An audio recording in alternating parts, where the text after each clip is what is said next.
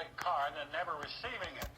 That's what Farmers Branch police say happened to customers who bought from a company called Unique Performance. Dozens of vintage cars have been confiscated. CBS 11's Stephanie Lucero is live with another story you'll see only on CBS 11. Stephanie? Well, Tracy, this is what a Shelby Mustang is supposed to look like. But police tell me that this car could actually be a fraud. The detectives are going to show us by lifting up the hood. This is where the VIN number has been scraped off. This temporary plate was placed over it here, and it's possible that the title to all of these cars out here in this wrecking lot, well, they could all be worthless. Unfortunately, I did work for this company shortly after tech school. It was right around 2004 when I came back. I believe the company started about 2002 was when they finally started kicking off and building cars. And I got back from tech school, and I think around the end of 2004 into 2005 is when I started working for them. And I was there for a little over a year.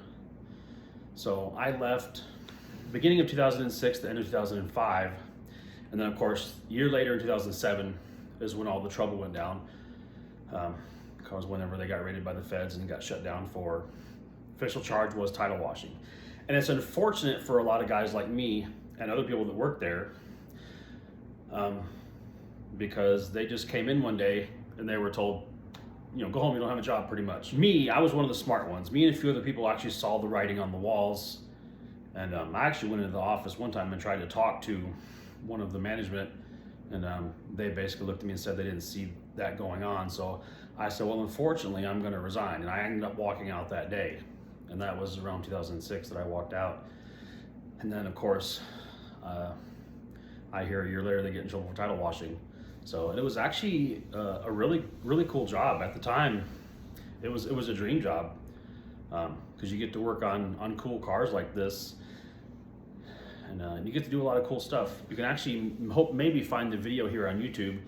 It was a 67 GT500 convertible.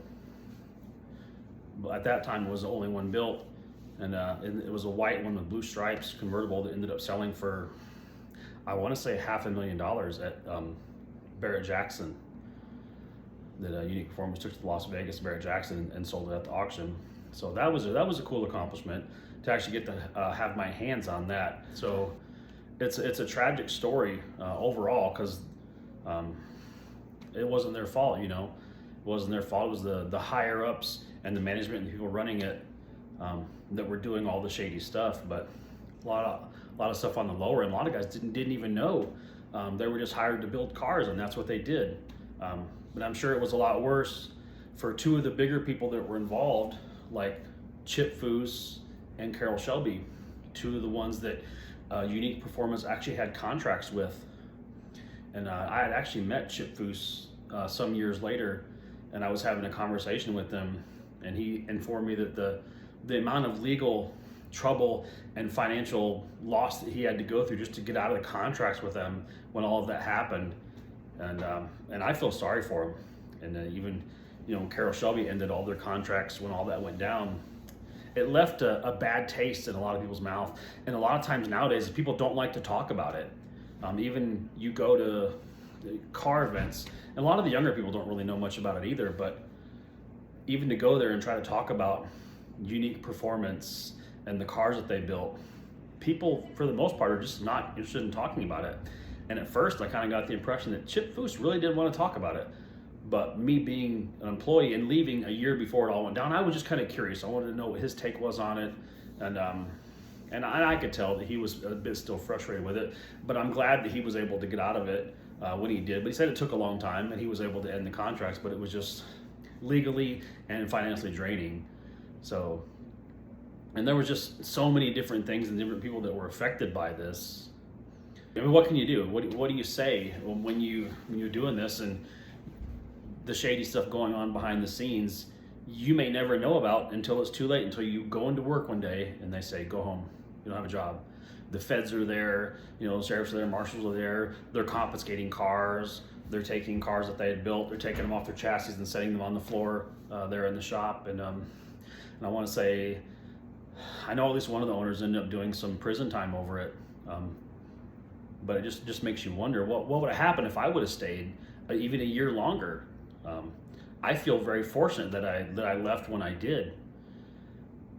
But this is just one of those tragic stories that, you know, at the time it's a dream job, and this company's building these iconic cars that you get to be a part of. And every day that I went to work, I thought it was exciting. I thought I was living my best life. I thought I was living the dream, going to work and getting to work on these cars. They didn't care if I got to put a sticker on it, a carpet, anything. As long as I got to have my hands on this car, I was living it up, man. It was exciting. I wanted to be at work all the time. But then slowly, you just feel things starting to go slowly downhill. And then eventually, that's where you got to make a decision, you know. Do you stick it out? Changes are happening that you don't agree with. What do you do? I made the choice to leave. And I want to say, I think I had a cousin that worked there at the time, and he ended up leaving, I think a short time after I did, luckily. And then I want to say there was even some people there that, I want to say there were management that wasn't really their fault. They weren't really liable for it. I want to say I think they're still doing some work on these cars and whatnot, because when the company closed down and you had bought a car from this company, there was no one to work on it. There was no one to do warranty work. There was no one for these previous customers to take their cars to. So I want to say there's a company that was still up there in the Dallas-Fort Worth area that still do some warranty work and work on these cars, because although they were part of it, but they weren't really part of it, part of the, I guess, the title washing and all that. But they were there, so they know about the cars. So I want to say they service the cars at least. I know they did a few years ago. And it's kind of hard to talk about now, because I'm not sure how people are going to perceive this. If you know about Unique Performance, you probably remember seeing the news article and the news broadcasts about them. And it was kind of a big deal when it all went out. But unfortunately, at that time, whenever all that did go down, I was actually living in another state at the time. And I found out that when I had moved over there, and in a way, I was devastated, because although I knew that there was some shady stuff going on, I never expected that to be the downfall of such a high-profile company. And even during the time that I worked there, we did have some TV shows and some other things come in and do some filming. Unique Performance actually did some partnerships and contracts with Orange County Choppers at the time. So of course their film crews came to the location a few times and filmed while I worked there, as well as there was an old TV show called Rides. Rides had come in on more than one occasion and done specials on our company and building cars and what we did there and showcasing a few things. I've actually seen a few episodes where I've actually got to see myself in some of the episodes working on a car, and I was like, wow, that's really cool. I didn't know that I was in there, but I guess I am. So unfortunately, I probably look a lot different if you do see my face on that, but not a lot of people are going to see those, because those episodes that aired on the Rides, that show's long gone. It's not even on the air anymore. You might possibly be able to find some old DVDs of it, but you know, you just never know. So this is a subject that I kind of wanted to talk about and say, hey, this is a little bit from my past, you know, a long time ago. What 16 years ago? 2007 was when they were shut down. I left in 06, 05, 06. I worked there for an entire year. For the most part, I love the job, and I met a lot of really cool guys there, a lot of knowledgeable guys. So for that, I feel sorry for those guys. The guys that ended up staying there was hoping that it was going to be a full-time career, and those are the guys that ended up getting shafted. Because even now, if you try to get a job and you mention, oh yeah, I work for Unique Performance, you're kind of, I don't know, you know, people are just hesitant. And although it's been this long and so much time has passed, maybe it's okay to talk about it now. But like I said before, people they didn't want to talk about it. Unique Performance left a bad taste in people's mouth. It wasn't anything cool to talk about. And up until now, I would go to shows and events and races, and I'm like, there's really nothing to brag about, you know? In a way it is, but in a way it wasn't, because if you knew, you knew. And like, do you really want people to know that you work for a company that got in trouble for title washing?